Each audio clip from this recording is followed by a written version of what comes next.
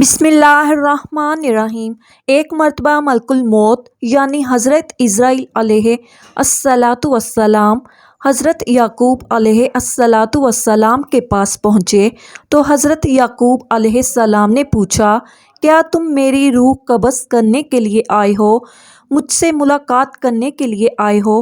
تو ملک الموت نے عرض کیا، اے اللہ تعالیٰ کے پیغمبر، میں روح قبض کرنے کے لیے نہیں آیا بلکہ آپ سے ملاقات کرنے کے لیے آیا ہوں۔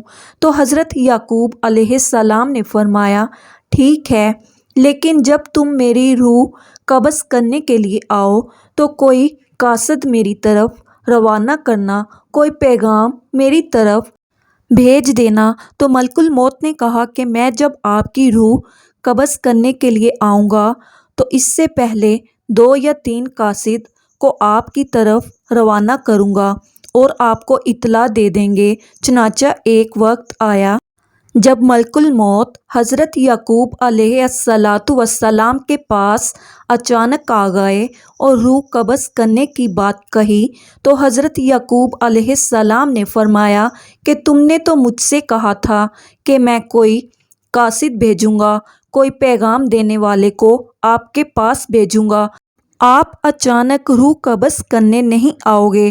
تو ملک الموت نے کہا کہ میں نے آپ کی طرف قاصد بھیجے تھے اور وہ بھی 3 قاصد بھیجے تھے۔ حضرت یعقوب علیہ الصلاۃ والسلام نے کہا، وہ کون سے قاصد ہیں؟ ملک الموت نے فرمایا، پہلا قاصد یہ تھا کہ آپ کی داڑھی اور سر کے سیاہ بال جو ہوں گے وہ سفید ہونے لگیں گے۔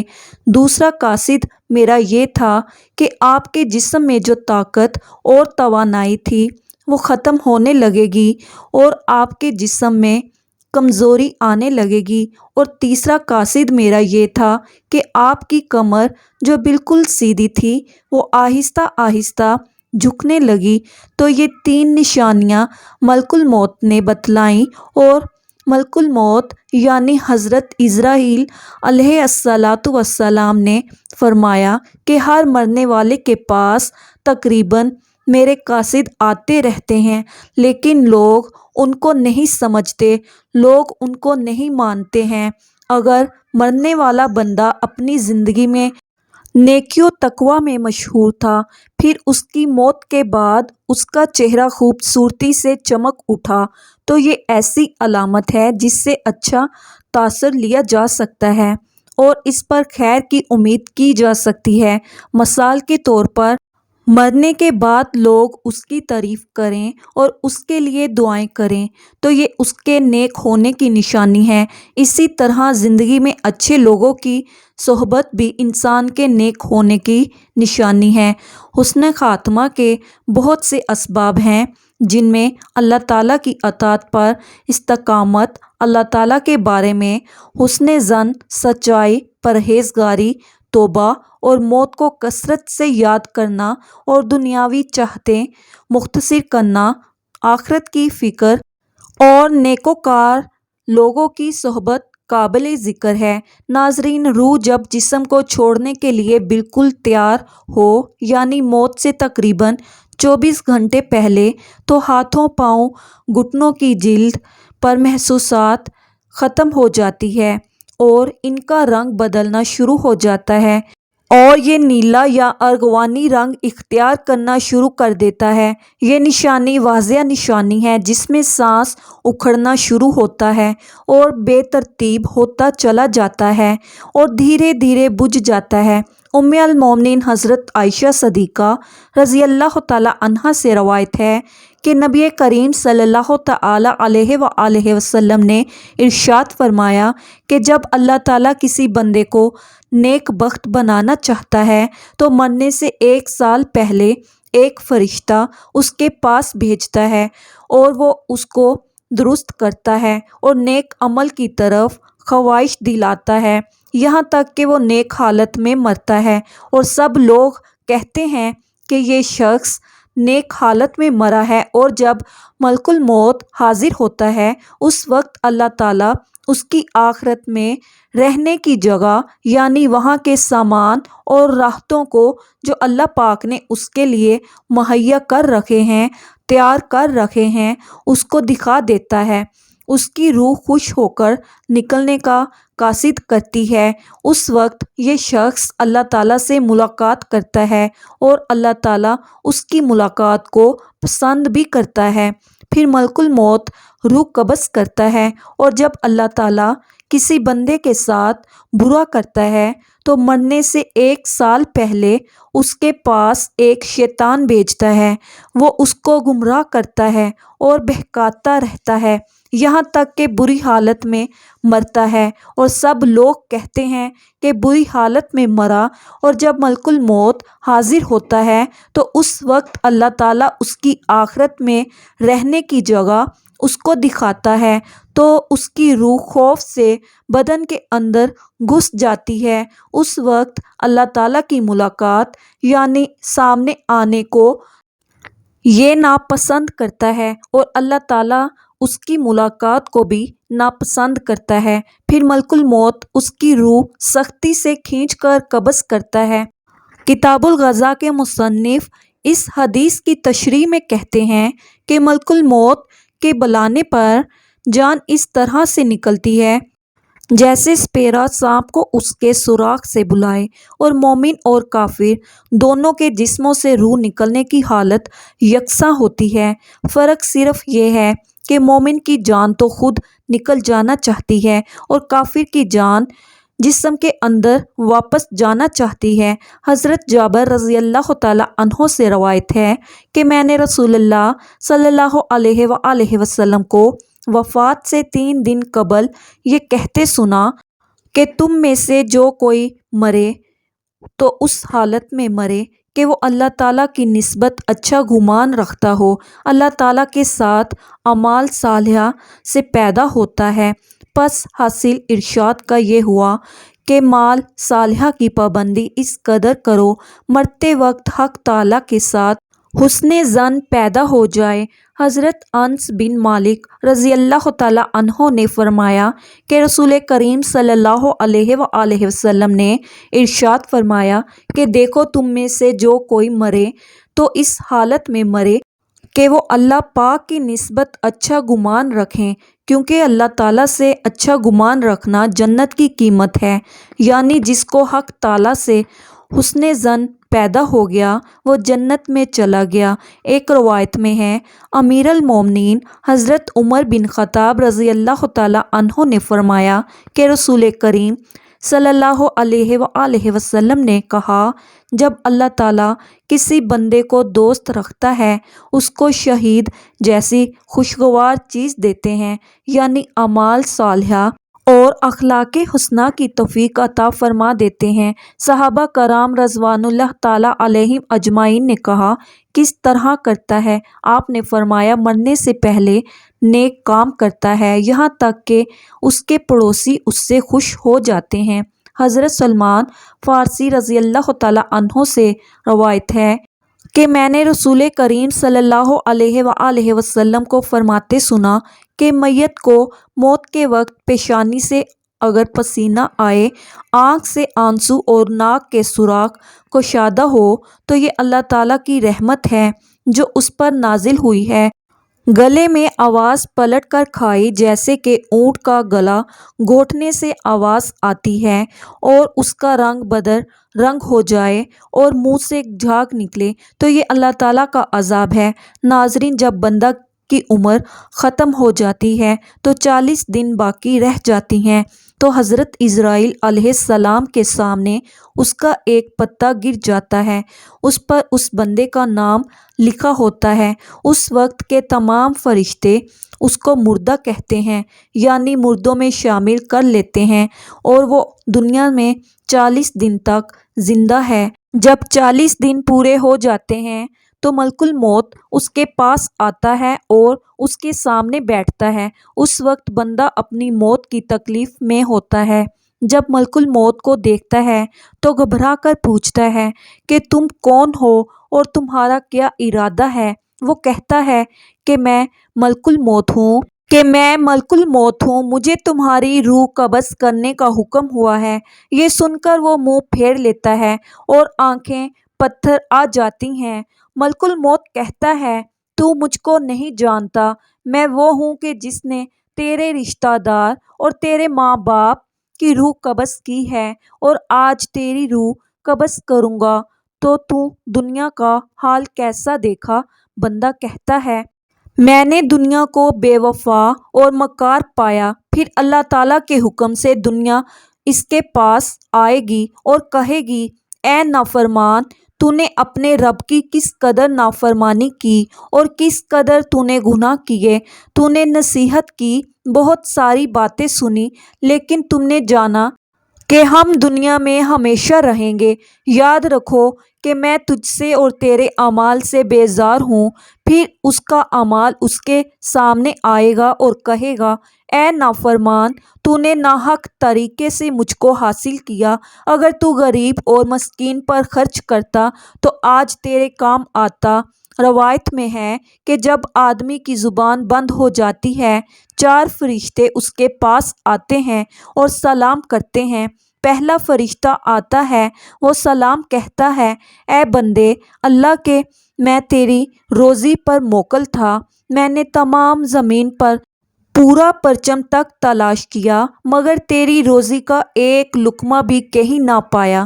پھر دوسرا فرشتہ آتا ہے اور سلام کے بعد کہتا ہے اے اللہ کے بندے، میں تیرے پانی پر موکل تھا، میں نے تمام زمین پر پورا پرچم تک تلاش کیا مگر تیرے پینے کو ایک قطرہ پانی نہیں پایا۔ یہ تیسرا فرشتہ آتا ہے اور سلام کے بعد کہتا ہے اے اللہ کے بندے، میں تیری سانس پر موکل تھا، میں نے تمام زمین پر پورا پرچم تک تلاش کیا، میں تیرے واسطے ایک سانس بھی کہیں نہ پایا۔ پھر چوتھا فرشتہ آتا ہے اور سلام کے بعد کہتا ہے اے بندے اللہ کے، میں تیری عمر پر موکل تھا، میں نے تمام زمین پر پورا پرچم تلاش کیا مگر تیری عمر کا ایک حصہ بھی نہ پایا۔ اس کے بعد نامہ اعمال لکھنے والے 2 فرشتے اس کے پاس آتے ہیں اور سلام کے بعد کہتے ہیں اے اللہ کے بندے، ہم تیرے اعمال لکھنے پر موکل تھے۔ وہ نامہ اعمال اس کو دکھائیں گے اور کہیں گے دیکھ یہ تیرا نامہ اعمال ہے۔ اس وقت میت کی آنکھ سے آنسو جاری ہوتے ہیں اور دائیں بائیں دیکھتا ہے اور نامہ اعمال پڑھنے سے ڈرتا ہے۔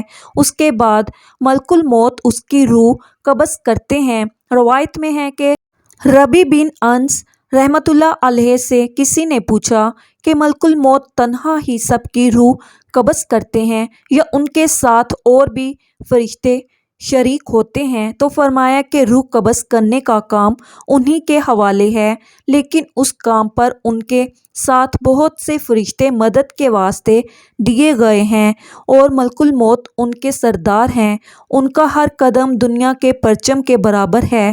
پھر ربیع بن انس سے پوچھا مومنین کی روح کہاں رہتی ہے؟ فرمایا 7ویں آسمان کے اوپر سدرۃ المنتہا کے پاس۔ حضرت ابو ہریرہ رضی اللہ تعالیٰ عنہ سے روایت ہے کہ سرکار دو عالم صلی اللہ علیہ وآلہ وسلم نے ارشاد فرمایا جب انسان مر جاتا ہے تو اس کے اعمال کے ثواب کا سلسلہ اس سے منقطع ہو جاتا ہے مگر 3 چیزوں کے ثواب کا سلسلہ باقی رہتا ہے۔ نمبر 1 صدقہ جاریہ، نمبر 2 راستے میں پڑی اینٹ جس سے راہگیر نفع حاصل کرے، نمبر 3 صالح اولاد جو مرنے کے بعد اس کے لیے دعا کرے۔ ایسے اعمال جن کا تعلق دنیاوی زندگی سے ہوتا ہے ان کے اثرات مرنے کے بعد دنیا میں ہی ختم ہو جاتے ہیں۔ حضرت حکیم لقمان سے پوچھا گیا حضرت موت کے وقت جسم کا وہ کون سا حصہ ہے جس کو سب سے زیادہ تکلیف ہوتی ہے، سب سے زیادہ صدمہ پہنچتا ہے؟ حضرت حکیم لقمان نے فرمایا انسان کے وجود کا وہ حصہ جس کا روح کے ساتھ گہرا تعلق ہوتا ہے، اس حصے کو بہت ہی زیادہ تکلیف ہوتی ہے۔ پوچھا گیا حضرت وہ کون سا حصہ ہے جس کا انسان کی روح کے ساتھ گہرا تعلق ہوتا ہے؟ حضرت حکیم لقمان نے فرمایا اس حصے کو انسان کے وجود کا مرکز کہا جاتا ہے، یہ وہ حصہ ہے جو روح کے بغیر زندہ نہیں رہ سکتا۔ جیسے ہی روح جسم کو الوداع کہتی ہے دل بھی کام کرنا چھوڑ دیتا ہے۔ اور جب یہ دونوں ایک دوسرے سے الگ الگ ہو رہے ہوتے ہیں، دونوں تکلیف میں ہوتے ہیں، دونوں کا درد انسان کا وجود برداشت نہیں کر پاتا۔ مرتے وقت ناخنوں کے درد کو بھی انسان درد محسوس کرتا ہے، بالوں کے درد کو بھی انسان محسوس کرتا ہے، حالانکہ یہ وہ حصے ہیں جن کے کاٹنے سے انسان کو تکلیف نہیں ہوتی، لیکن موت کے وقت ان کی تکلیف انسان محسوس کرے گا۔ تو فرمایا موت کے وقت سب سے زیادہ تکلیف دل کو ہوگی، دل کو صدمہ پہنچے گا۔ فرمایا اس دل کو پاک کر لو، اس دل کو پتھر نہ بناؤ، اس دل کو نرم کر لو۔ آپ صلی اللہ علیہ وآلہ وسلم سے پوچھا گیا، اگر دل پتھر بن جائے تو ان پتھر دلوں کو نرم کرنے کا کوئی نسخہ بتا دو۔ آپ صلی اللہ علیہ وآلہ وسلم نے فرمایا، پتھر دلوں کو نرم کرنے کا ایک ہی نسخہ ہے، وہ ہے مسکینوں کو کھانا کھلاؤ، یتیموں کے سروں پر شفقت بھرا ہاتھ رکھنا، مسکینوں کو کھانا تم کھلاؤ، تمہارے دلوں کو نرم میرا اللہ تعالیٰ کرے گا۔ احادیث مبارکہ میں یہ بھی مذکورہ ہے کہ اللہ تعالیٰ نے موت کے اندر ایک ایسی شدت اور سختی رکھی ہے کہ اس کا احساس دنیا سے جانے والے ہر شخص کو ہوتا ہے، خواہ وہ نیک مسلمان ہو یا کافر ہو۔ لیکن مومن پر جو تکلیف آتی ہے وہ اس کے گناہوں کی معافی اور درجات کی بلندی کے لیے ہوتی ہے، جبکہ کافر پر تکلیف اس کے بدعمالیوں کی سزا کے طور پر آتی ہے۔ چنانچہ ایک حدیث میں آتا ہے کہ جب مومن گناہ کرتا ہے، اس وجہ سے اس پر موت کے وقت سختی کی جاتی ہے تاکہ اس کے گناہوں کا کفارہ ہو، اور کافر بھی نیکی کے کام کرتا ہے تو اس کی موت کے وقت کچھ آسانی کر دی جاتی ہے تاکہ اس کے ان اچھے کاموں کا بدلہ ہو۔ اس حدیث مبارکہ سے یہ بات معلوم ہوتی ہے کہ ہر شخص کی موت اس کے دنیا میں کیے گئے اچھے اور برے اعمال کے مطابق ہوتی ہے۔ تاہم حضرت علماء کرام اور محدثین نے یہ لکھا ہے کہ مومن کو جو بھی تکلیف ہوتی ہے، خواہ تکلیف اس کے گناہوں کی بخشش کے لیے ہو یا اس کے درجات کی بلندی کے لیے ہو، وہ حالت نزا عین روح نکلنے کے وقت سے پہلے ہوتی ہے، اور جب اس کی روح نکل رہی ہوتی ہے تو اس وقت اللہ تعالیٰ اس کی تمام تکالیف کو دور فرما کر سہولت اور آسانی سے روح قبض کر لیتے ہیں اور آنے والے مراحل بھی آسان فرما دیتے ہیں۔ ایک مرتبہ حضرت علی رضی اللہ تعالیٰ عنہ نماز جمعہ کی تیاری فرما رہے تھے، خطبہ شروع ہوا تو آپ رضی اللہ تعالیٰ عنہ روح کے بارے میں اہم ارشادات فرمانے لگے۔ یہ بات شروع ہی ہوئی تھی کہ ایک شخص حضرت علی رضی اللہ تعالیٰ عنہ سے کہنے لگا کہ یا علی، یہ جو انسان کی روح ہوتی ہے، جب انسان سو جاتا ہے تو کیا یہ جسم سے جدا ہوتی ہے؟ تو حضرت علی رضی اللہ تعالیٰ عنہ نے اس بات کے جواب میں فرمایا، تمہارے جسم اور ہر انسان کے جسم میں جو روح اللہ تعالیٰ نے ڈالی ہے، یہ 3 حصوں میں تقسیم ہے۔ پہلا حصہ انسانی جسم میں رہتا ہے اور دوسرا حصہ انسان کے وجود سے باہر یعنی برزخ میں اپنے آپ کو دیکھ رہا ہوتا ہے، جبکہ روح کا تیسرا حصہ انسان کے جسم سے جدا ہوتا ہے۔ وہ تب جدا ہوتا ہے جب انسان سو جاتا ہے، لہٰذا اگر وہ انسان نیکوکار ہے، اللہ تعالیٰ کی فرما برداری کرتا ہے، جب روح جسم سے جدا ہوتی ہے وہ ایسے عالم میں جاتی ہے جہاں پر اللہ تعالیٰ نے جنات اور انسانی روحوں کے مابین ایک راستہ بنایا ہوتا ہے۔ یہ روح جب وہاں پہنچ جاتی ہے تو انسان کو خواب آنے لگتے ہیں۔ وہاں اس روح کو جو آگے دنیا میں پیش ہونے جا رہا ہوتا ہے خواب میں آنا شروع ہو جاتے ہیں۔ اگر انسان گناہ گار ہے تو اللہ تعالیٰ کا فرمان ہے وہ لوگوں پر ظلم کرتا ہے، اللہ تعالیٰ کے بتائے ہوئے راستے پر نہیں چلتا تو اس کی روح جسم میں قید ہو جاتی ہے اور خواب میں کچھ نظر نہیں آتا۔ انسان نیک ہے، اللہ تعالیٰ کا فرما بردار ہے، اللہ تعالیٰ اسے ایک علم عطا کرتا ہے جسے علم نائلہ کہتے ہیں۔ علم میں ایسی طاقت ہے کہ اگر انسان جب چاہے جہاں مرضی چاہے جا سکتا ہے اور اپنے تصور میں کسی بھی حالت میں اس کو دیکھ سکتا ہے۔ یہ تب ہی ممکن ہوتا ہے جب انسان اللہ تعالیٰ کے قریب رہتا ہے، اس کی اطاعت کرتا ہے اور اس کے حکم کو بجا لاتا ہے۔ جب یہ علم نائلہ اپنے بلند ترین مقام کو پا لیتا ہے تو انسان جب چاہے جہاں چاہے جا سکتا ہے، لہٰذا اس کو ہر شے کی قید سے آزادی مل جاتی ہے، یعنی اللہ تعالیٰ اس سے اس قدر راضی ہوتا ہے کہ اسے یہ علم عطا کرتا ہے۔ اور حضرت علی رضی اللہ تعالیٰ عنہ نے یہ بھی فرمایا ہے کہ اللہ تعالیٰ نے علم کے خزانے انسانوں کے لیے کھول کر رکھ دیے ہیں، مگر افسوس انسانوں کی اپنی غفلت کی وجہ سے وہ اس نعمت سے یعنی علم کے خزانوں سے بہت ہی دور ہیں۔ نیند کے دوران روح کا بدن سے نکلنا، اس حوالے سے قرآن پاک میں ارشاد فرمایا گیا ہے۔ سورۃ الزمر میں اللہ تعالیٰ نے ارشاد فرمایا ہے، جس کا مفہوم ہے کہ اللہ تعالیٰ جانوں کو ان کی موت کے وقت قبض کر لیتا ہے، اور ان جانوں کو موت نہیں آئی ہے ان کی نیندگی حالت میں ان کو روک لیتا ہے جن پر موت کا حکم صادر ہو چکا ہے، اور دوسری جانوں کو مقررہ وقت تک چھوڑے رکھتا ہے۔